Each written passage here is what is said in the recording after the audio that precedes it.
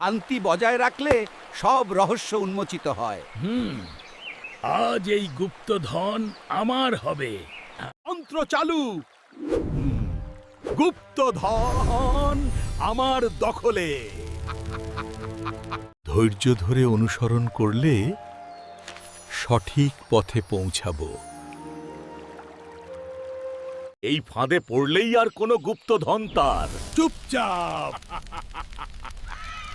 সতর্ক। ভুল পথে যাওয়া যায়, কিন্তু জ্ঞান সব সময় পথ দেখায়। এ কিভাবে? সততা ও ধৈর্যই সত্যিকারের শক্তি। সত্য সব সময় জয়ী। হায়, আমি শিখলাম। ভালো কাজের ফল সব সময় মধুর। আমরাও শিখব।